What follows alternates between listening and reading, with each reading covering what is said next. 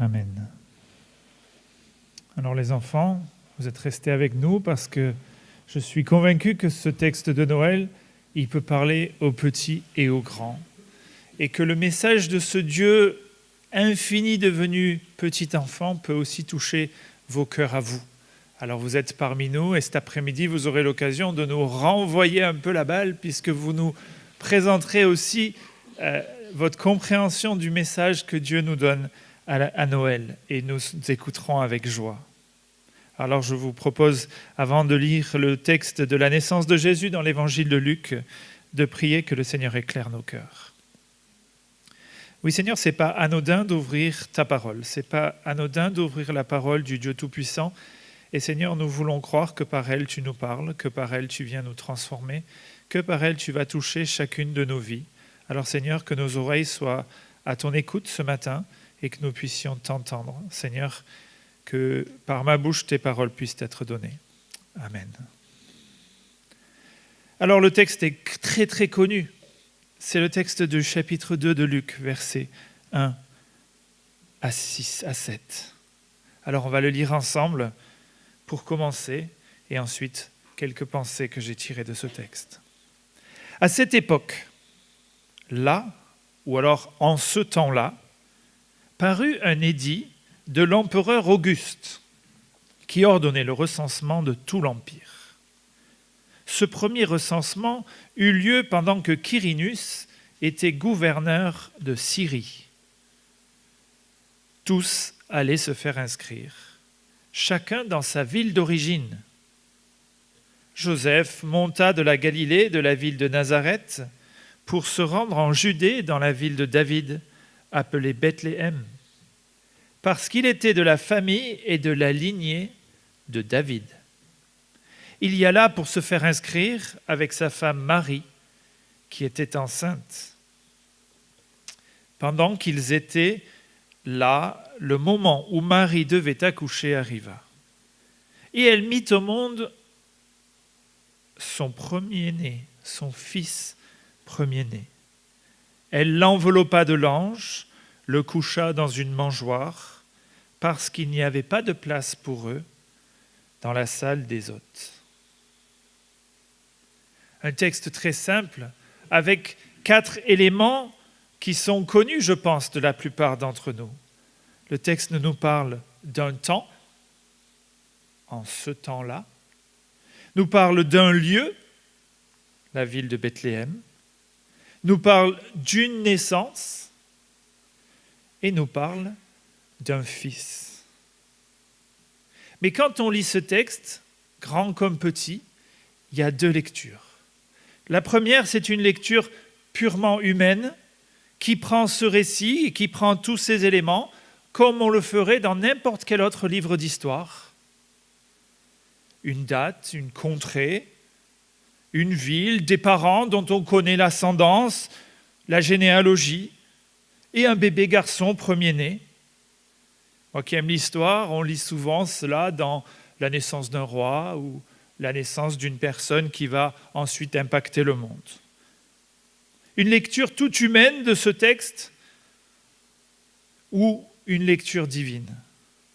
Une lecture dans laquelle on voit que Dieu, le Dieu Tout-Puissant, a tout entre ses mains. Tous les détails sont entre ses mains.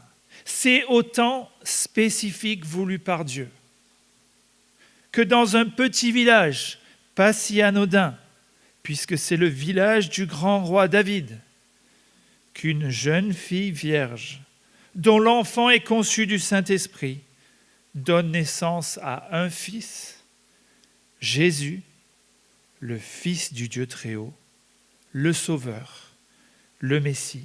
Le temps où le timing devient un temps divin, un lieu devient déterminé par Dieu, une naissance conçue de l'Esprit, et le Fils est le Fils de Dieu.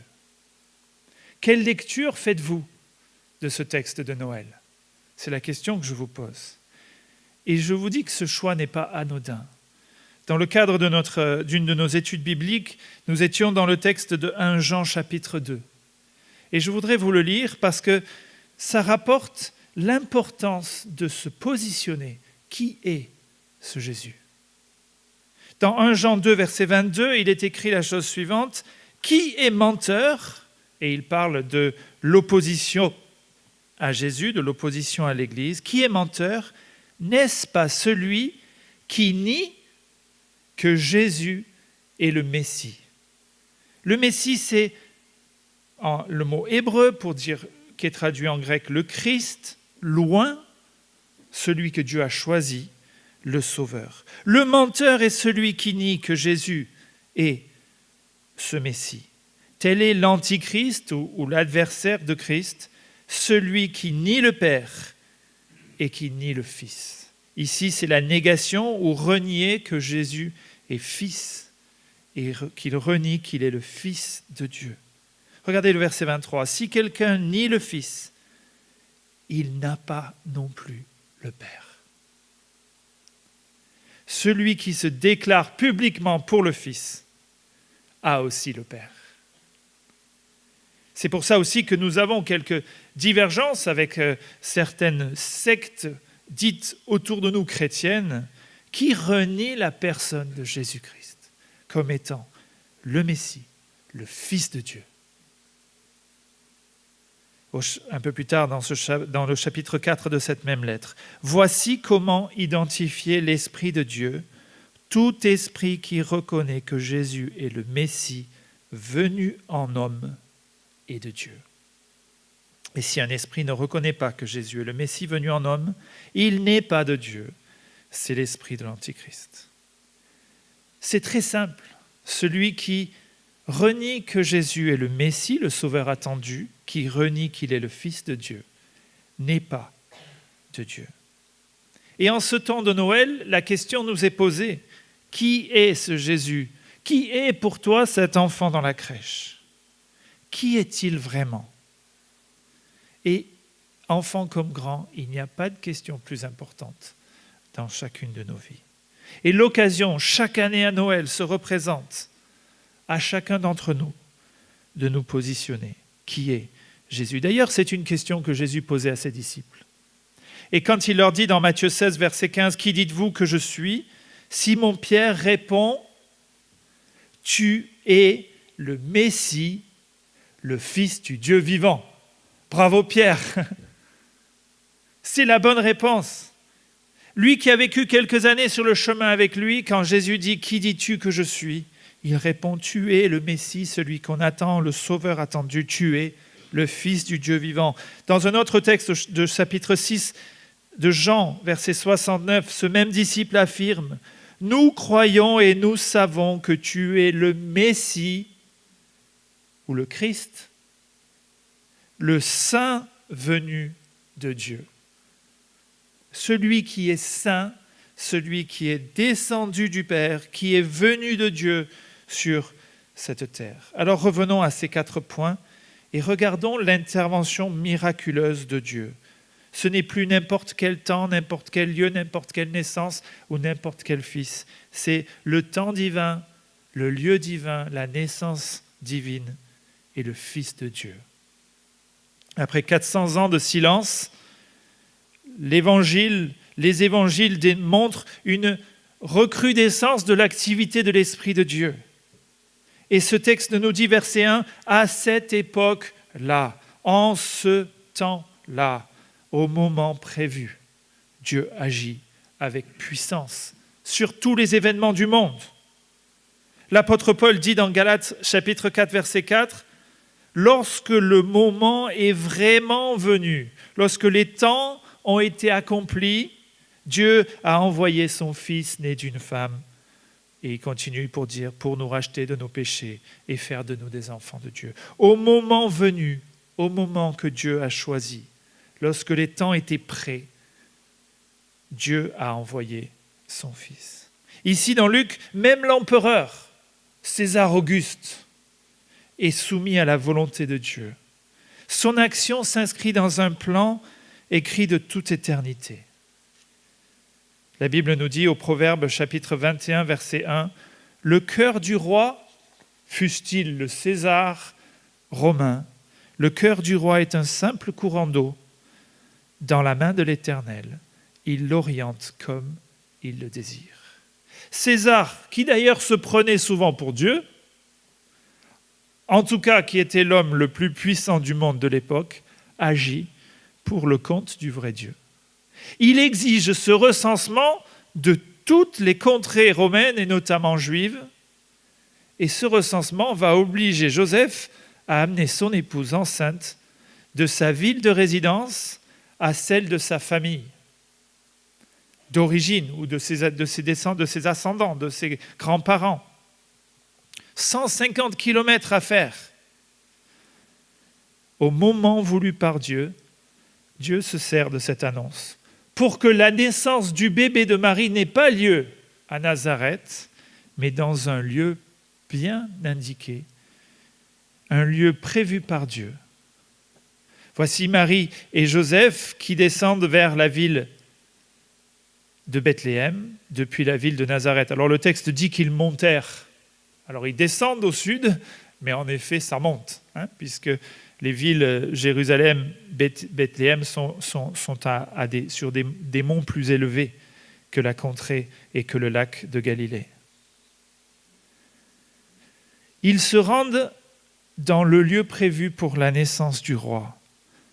Ils se rendent à la ville de Bethléem, la ville du grand roi David.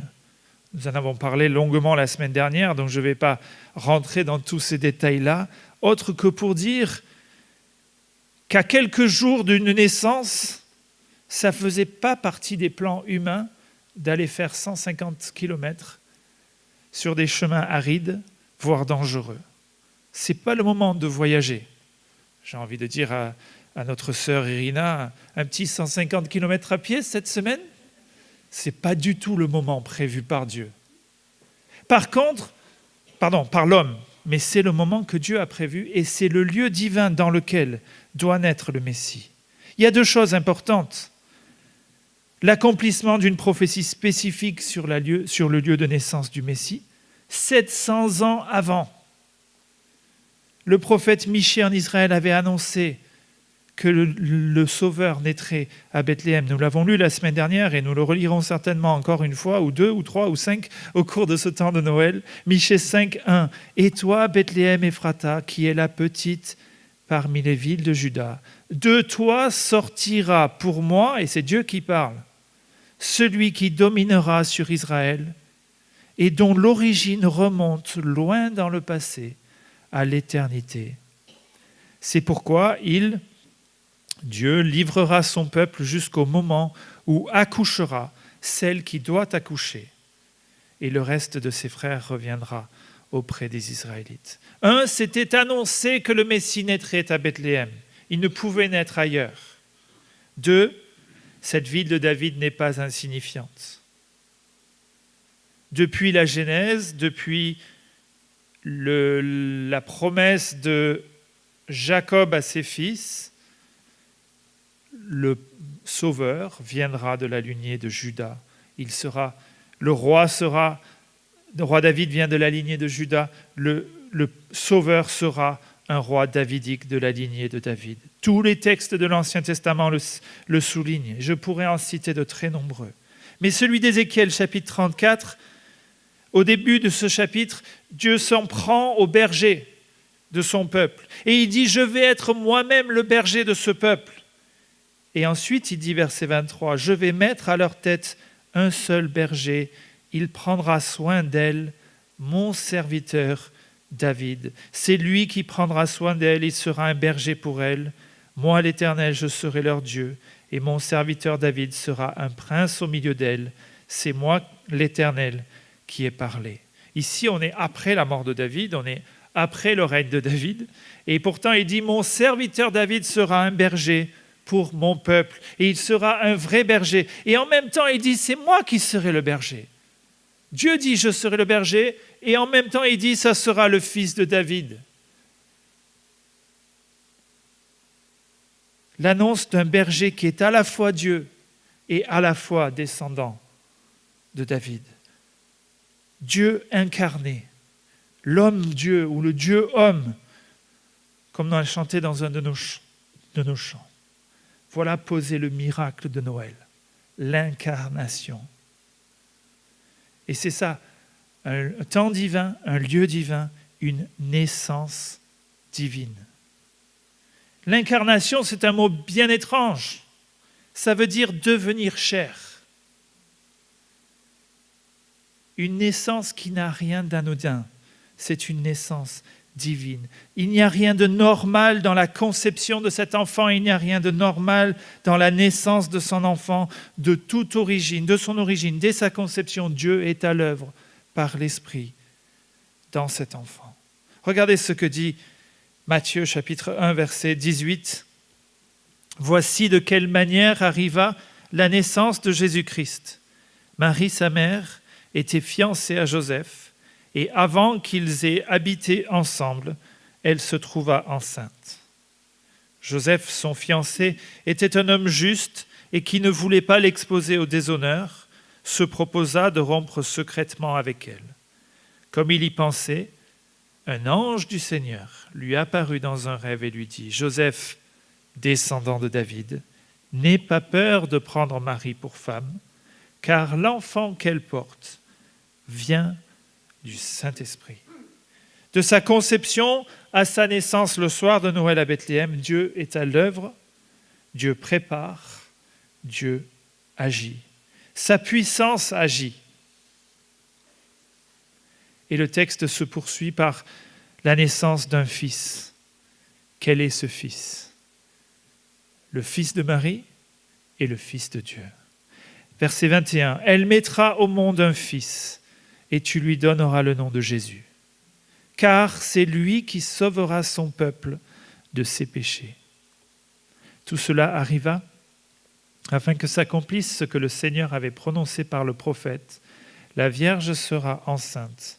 Elle mettra au monde un fils, et on l'appellera Emmanuel, ce qui signifie Dieu avec nous.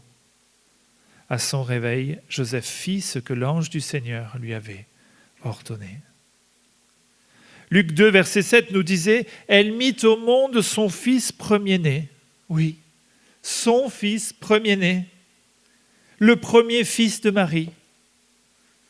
Mais en même temps, le Fils bien-aimé de Dieu. Dieu qui se fait chair. Le Dieu, et je pense que c'est un miracle dont on n'a même pas la compréhension, le Dieu tout-puissant, infini, qui s'incarne dans la finitude d'un enfant. Le Dieu éternel qui s'incarne dans le temporel, dans les limites du temps. Le Dieu tout-puissant qui devient chair humaine, faible, humble. Comme le dit Matthieu, on appellera cet enfant Emmanuel, Dieu avec nous. Dieu qui vient à nous. Dieu qui vient parmi nous. Le Dieu homme qui partage toute notre humanité. Vous vous rappelez, Michée 5, verset 1, que j'ai lu tout à l'heure, disait que celui qui devait naître à Bethléem était celui dont l'origine remonte loin dans le passé à l'éternité. Wow. Celui qui doit naître, c'est celui qui est de toute origine, qui est de toute éternité, pardon. Le Fils de Dieu éternel, qui préexistait toute chose, se fait chair. Je crois qu'on ne prend pas conscience du miracle du soir de Noël. Vous vous rappelez la série qu'on a fait sur Colossiens ? Le texte disait, et dit toujours, la plénitude de Dieu habitait en lui. Toute la plénitude de Dieu habitait en Christ, était en Christ. Ou Hébreux 1, verset 3, Christ soutient le monde par sa parole puissante. Et pourtant, il se fait homme, enfant, il grandit comme vous pour devenir un enseignant qui va mourir. Parce que pourquoi Dieu a fait tout ça ? Pourquoi ce miracle ? Pourquoi Noël ? Le texte nous le dit, pour sauver l'humanité de son péché. Matthieu nous dit, il s'appellera Jésus, qui veut dire l'Éternel est salut. car c'est lui qui sauvera son peuple de ses péchés. Matthieu 1, verset 21. Ce mystère de l'amour de Dieu. Ce Fils bien-aimé de Dieu vient et il vit sur cette terre dans le seul but de sauver l'humanité de son péché. Venir mourir à notre place, prendre la condamnation qui est la nôtre pour notre péché et réconcilier l'humanité avec le Dieu trois fois saint. Un ami prenait cette image et je la trouve plutôt bonne. L'homme-dieu Jésus, il est l'homme qui vient prendre ta main dans la sienne. Et il est Dieu qui prend celle de son Père et qui vient réconcilier les deux, afin qu'on puisse vivre l'éternité avec lui. Et en ce sens, il accomplit aussi des promesses très anciennes, tellement anciennes qu'elles datent du chapitre 3 de la Genèse. Ce chapitre où Dieu, chapitre 1 et 2, où il crée la terre, et il vit qu'elle était bonne, belle, bonne, parfaite, dans laquelle il met l'homme et la femme, et au chapitre 3 qu'il s'empresse de désobéir à Dieu, de rebeller à l'ordre divin. Et cette désobéissance place chacun de l'humanité sous le jugement de Dieu. Mais dans ce texte ancien déjà, le jugement était accompagné d'un espoir. Au chapitre 3 et au verset 15, il disait, en parlant à Ève, parlant au serpent, « Je mettrai l'hostilité entre toi, le serpent, et la femme, Ève, entre ta descendance et sa descendance. Celle-ci, la descendance d'Ève, t'écrasera la tête et tu lui blesseras le talon.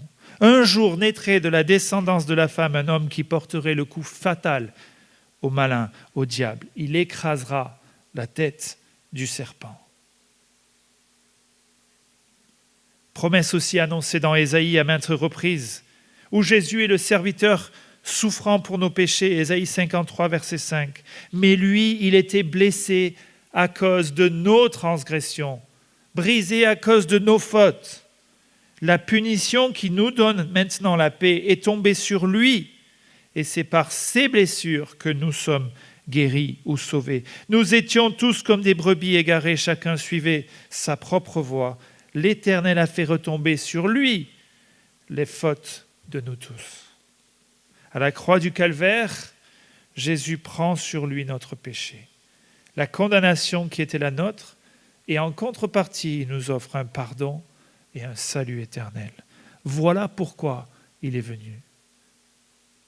Toute la question, c'est qu'est-ce qu'on va en faire? Que vas-tu en faire? Vas-tu laisser passer un nouveau Noël en s'extasiant sur les lumières qui sont de plus en plus nombreuses et qui sont belles autour des maisons? T'extasier sur ces couleurs, sur les cadeaux que l'on reçoit? Ou vas-tu lire ce message de Noël comme le plus grand des miracles? Reconnaître, recevoir cet enfant, ce sauveur, comme maître et seigneur de ta vie. Et pour cela, il te faut croire. C'est par la grâce que tu peux être sauvé. C'est un cadeau de Dieu qui est immérité. C'est une grâce, mais elle s'obtient par la foi, c'est-à-dire en croyant en Jésus, Fils de Dieu, Sauveur, Messie, Seigneur. Car Dieu a tant aimé le monde qu'il a donné son Fils unique, afin que quiconque croit en lui ne périsse pas, mais qu'il ait la vie éternelle. Le crois-tu? Pendant quelques minutes de silence et après je prierai.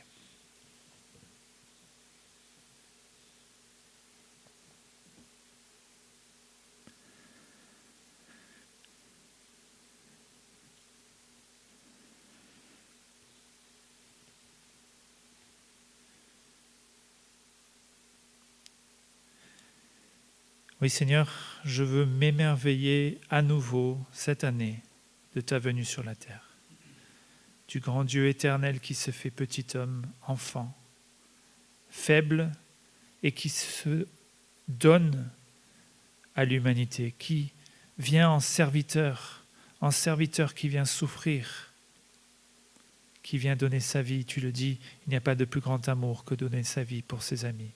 Seigneur, tu vis sur cette terre une vie parfaite que nous ne pouvions pas accomplir. Et en même temps, tu viens prendre la condamnation qui était la nôtre, alors que tu n'as pas péché.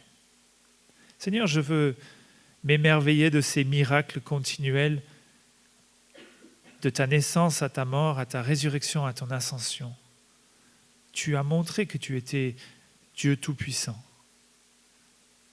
Seigneur, je veux ouvrir les yeux à ces miracles, je veux reconnaître que tu es ce Sauveur attendu, ce Messie promis.